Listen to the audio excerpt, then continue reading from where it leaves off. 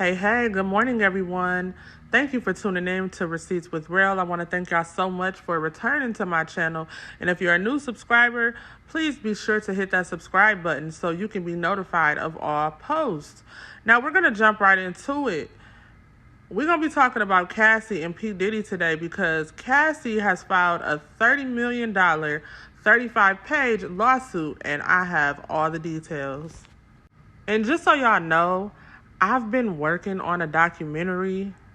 I didn't know what I wanted to call it, Surviving P. Diddy, Escaping P. Diddy. I've already been working on this for months, okay? And I wanted to take my time putting it together. But your girl Cassie said, no more. Ain't nobody taking no more time. We're going to put it out there.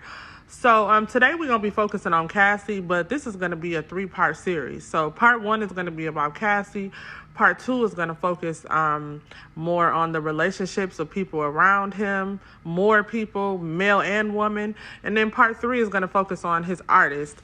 So I have this lawsuit right in front of me, and I'm going to go ahead and read it to y'all. The United States District Court, Southern District of New York, Cassandra Ventura, the plaintiff, versus Sean Combs, Bad Boy Entertainment, Bad Boy Records, Epic Records, Comb Enterprises, LLC, and DOE Corps. Yeah, she ain't leave nothing out. She said, you're not going to try to hide your money here, over there. I'm suing everything you attached to. I hear that.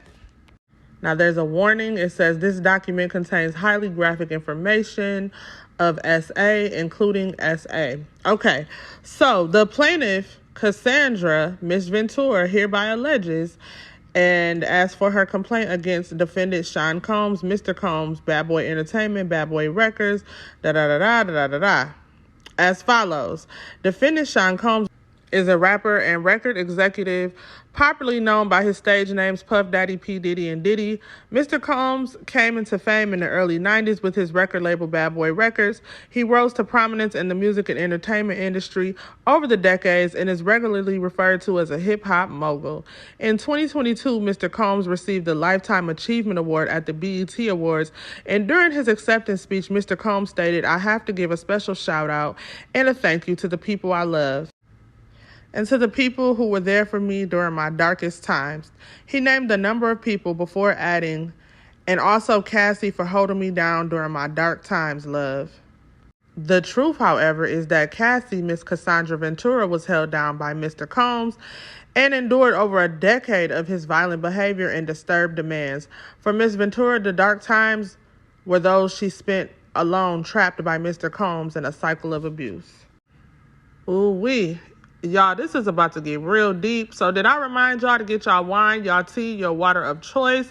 Because, baby, the things that I read in this document, I'm not even going to be able to read all of them. I just can't do that. Y'all got to go ahead and I'm going to post the link so y'all can go read it yourself. So excuse me if it sounds like I'm stuttering. I'm just picking and choosing what I can say on this platform. You feel me? But Mr. Combs took advantage of Miss Ventura in her own home after she tried to leave him, often punched, beat, kicked, and stumped on Miss Ventura, resulting in bruises, burst lips, black eyes, and bleeding. Blew up a man's car after he learned that he was romantically interested in Miss Ventura. Let's talk about it.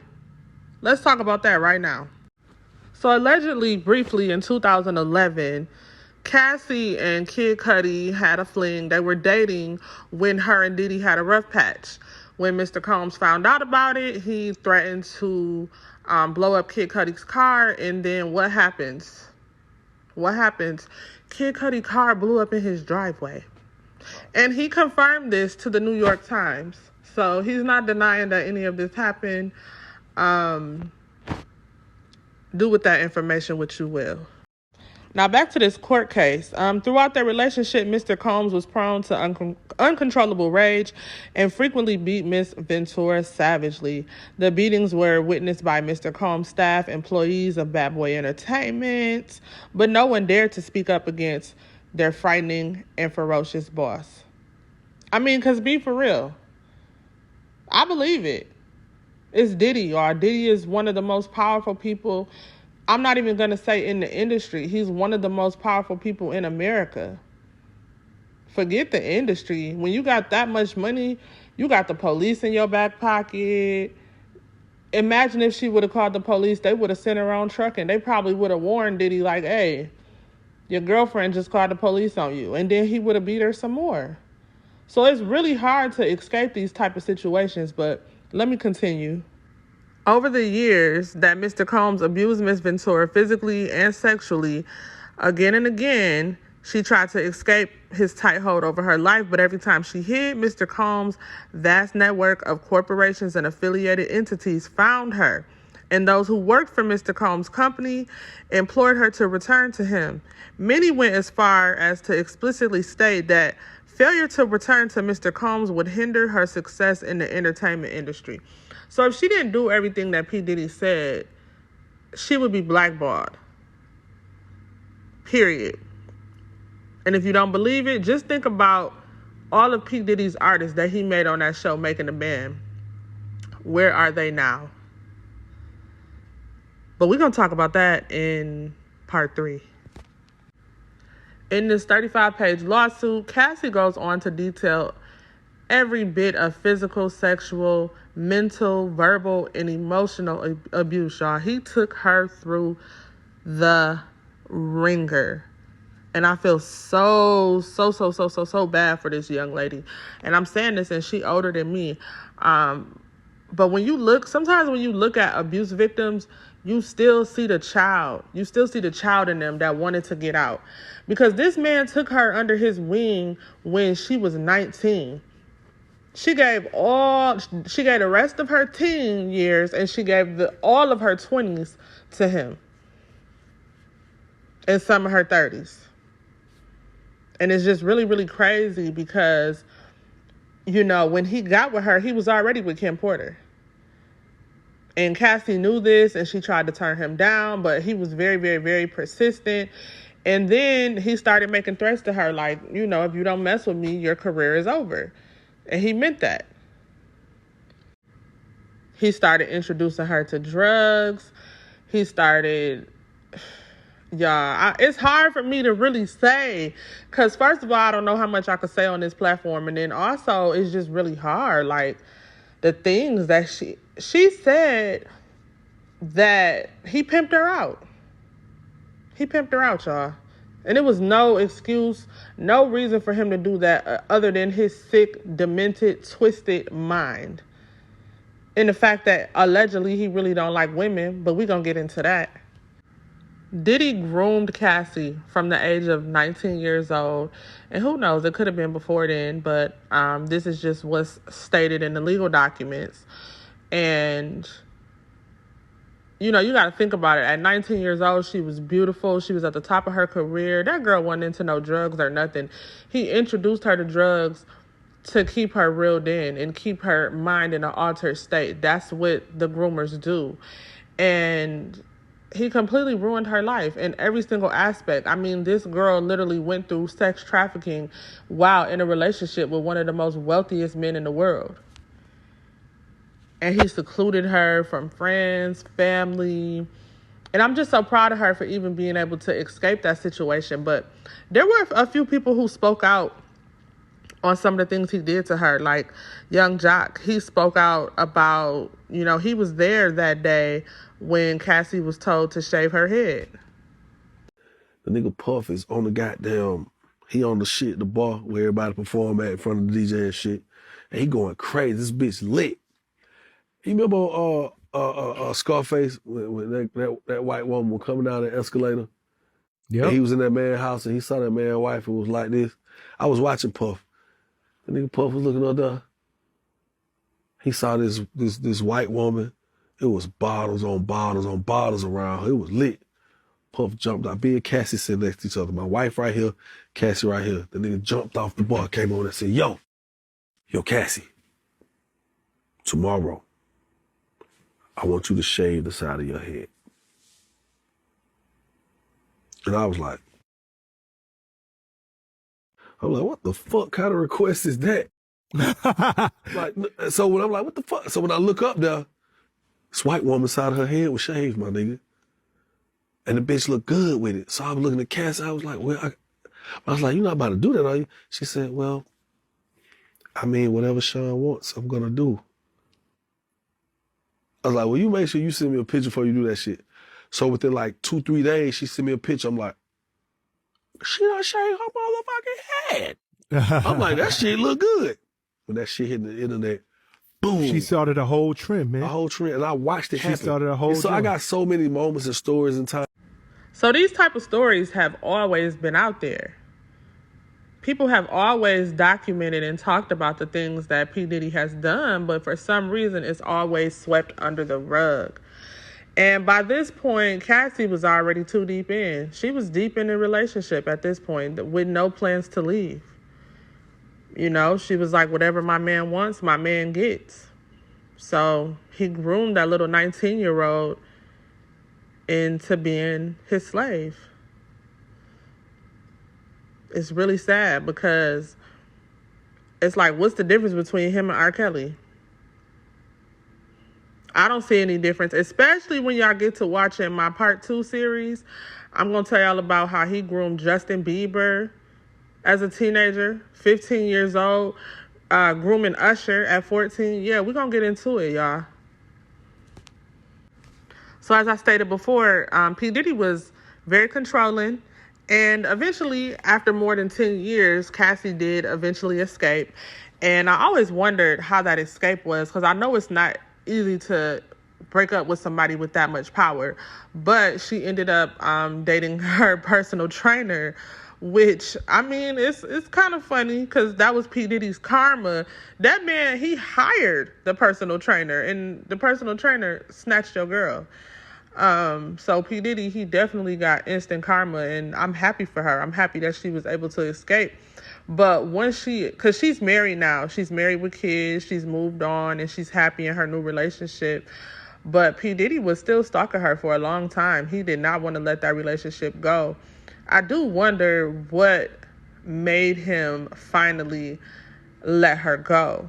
Even though he didn't truly let her go, I wonder what made him back off. But when she was happy in her new relationship, he would do things to, just annoy her. Like when he shouted her out on the award show. Yeah, awesome Cassie for holding me down in the dark times. Love. And one of his other girlfriends, Gina, she was a longtime side chick. She was probably in the picture just as long as Cassie, if not longer. She spoke out about his abuse as well, and nobody really listened. We was upstairs, and he had we were in his closet, and he pushed me, and I fell to the ground, and then he stood over me. So I was laying on my back, and he stood over me, and he started punching me like this. He avoided my face, but he started punching me on the side of my head, and I was just covering my face. And he did that, and then after he got done doing that, he cause he was standing, his legs were in between me, so he stomped on my steps.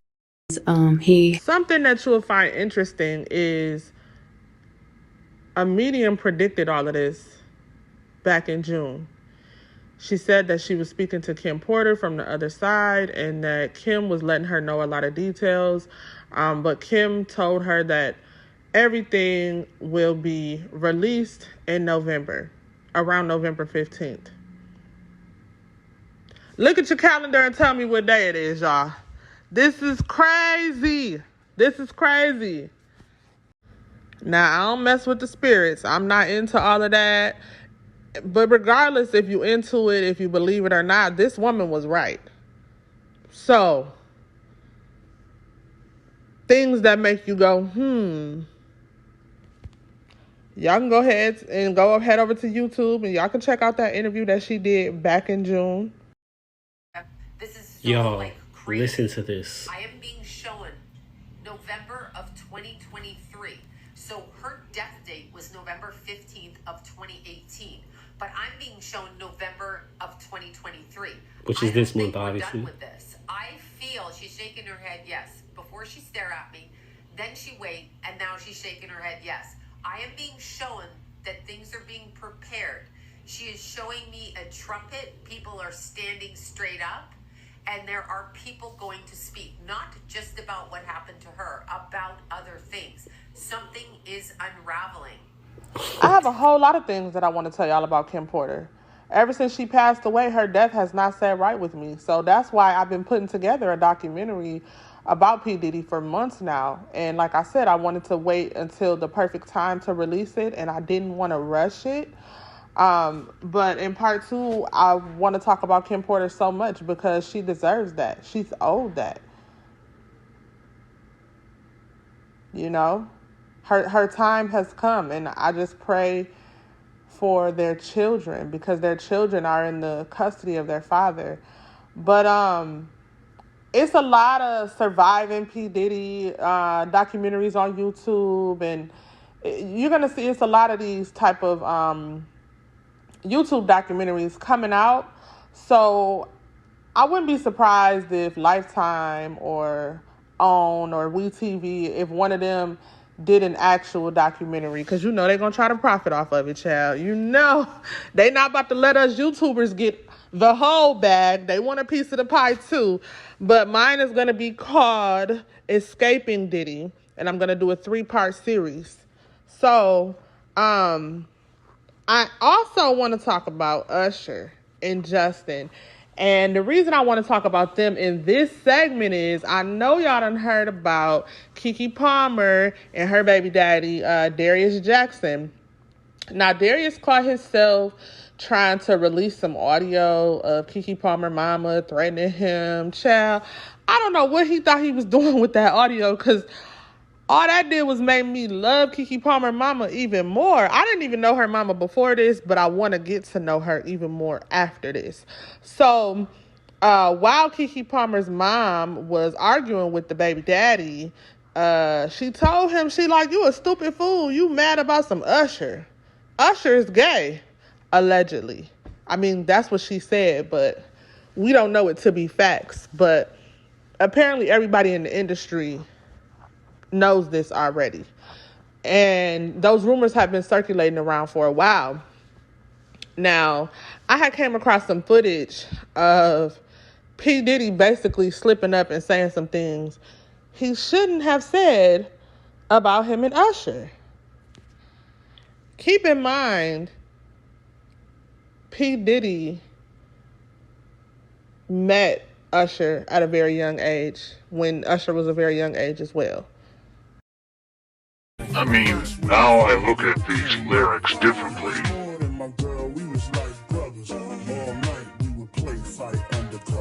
Now, I should. Fresh off the garden stage. That's my brother right here from day one. We used to wake up and, damn, pause, but like, check this out. I mean, back in the days when he was like 10 and I was a little bit older, his older brother, we used to fight over the Frosted Flakes. You know what I'm saying? Before pause was invented. You know what I'm saying? But it's my brother for real. We used to actually wrestle off of the Frosted Flakes because he used to always get up early with me. Now he's one of the richest stars in the world. And I'm what the fuck did Puff just say? Moved to New York City. And I lived with Sean Puffy Combs for a year. That's the crazy thing. Now, that was L.A. Reid's idea, right? We're sending you over to something called Puffy Flavor Camp. There you go. To learn Flavor Camp? Yeah, Flavor that's Camp. what it was called. And you're going to go to Puff Daddy's. He's going In the 90s, do you understand what that's like? Puffy's place was like just filled with chicks and orgying like nonstop, right? No, not really. I mean, but hey, it was curious. I got a chance to see some things. Yeah, but you were 13. What were you seeing? I went there to see the lifestyle. Right. And I saw it. And it was but I don't know if I could indulge and understand what I was even looking at. It was pretty wild. So nobody tried to, some woman didn't come along. I didn't say that. Okay. I didn't say that. What I did say is that there were very curious things taking place. And I didn't necessarily understand it. Biggie Smalls was there. Biggie Smalls was there. Lil' Kim, Craig Mack. All these people are hanging around. Yeah, man. Faith Evans. your Jodeci, parents were Mary J. okay? Blige. They didn't know nothing about this shit. Oh. I was having a good time. You know what I mean? Does he have you doing any chores? Are you doing dishes at all? I mean, to keep you humble somewhat? Or are you just like, can you stay up till 4 a.m. with them and party? I mean, I could. I actually stayed up longer than them. And do you have money? What's going on? I mean, I had like per diem. I had like, what like a living. life. Yeah, it's pretty crazy. 14 years old. You're a dad now. Would you ever send your kid to Puffy camp? Hell no. See? I mean, I'm 15. You can ride in the passenger seat. I got my permit. Not yet. All right, 16. No, 16. Let's slow down, Jess. Okay. Let's slow down, One okay? step at a time. But yeah, the keys is yours. And you get 16. You good to go. I'm good to go. Yeah. All right. And then when you get 18, you get the house. You get the mansion. Okay. Yeah. Imagine. Yeah. So where are we off to now? Where'd you like to go? I mean, wherever you want to go. Where we going? So check this out, yo. Justin, you ever seen the movie 48 Hours? Right now, he's having 48 hours with Diddy, him and his boy. They're having the times of their lives, like where we hanging out and what we doing. We can't really disclose, but it's definitely a 15-year-old's dream.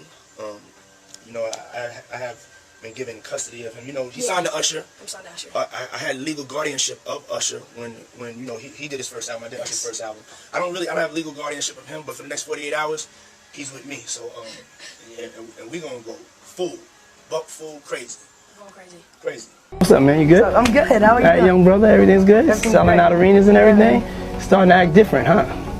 You ain't been calling me and hanging out the way we used to hang out. Well, I mean, you try to get in contact with me, through all my, partners and whatnot. Mm-hmm. But you never really got my number, so. Right, okay. My number? Yeah. Excuse me, y'all. I had a little technical difficulty with my audio.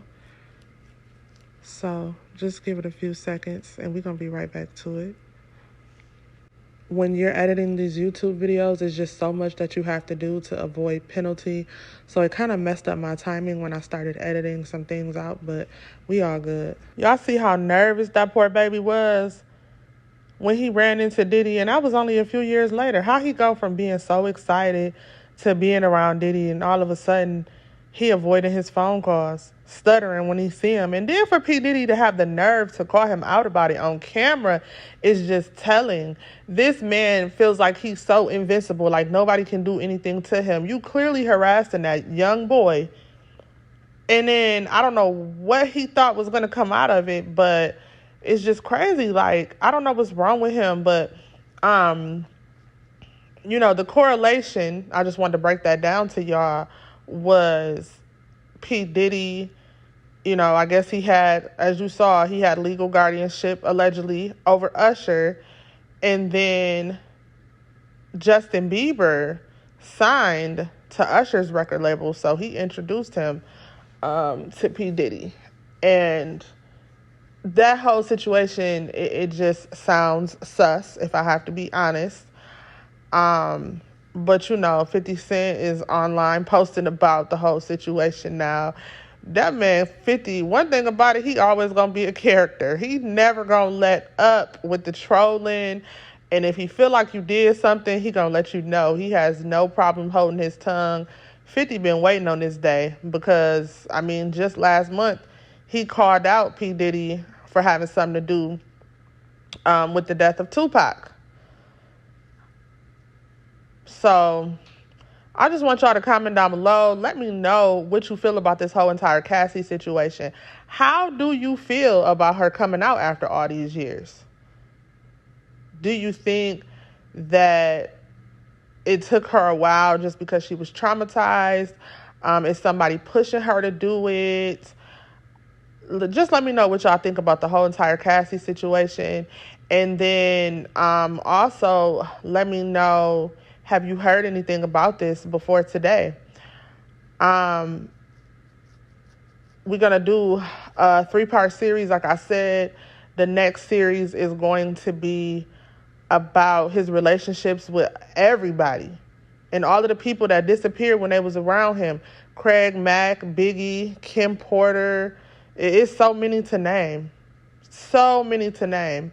I definitely want to talk about that because there's a lot of people been speaking about basically everybody who signed a a deal with him around that time, something ended up happening to them. And then for part 3, we're going to specifically focus on his artists with those Making the Band TV shows and how he did them. That was so dirty.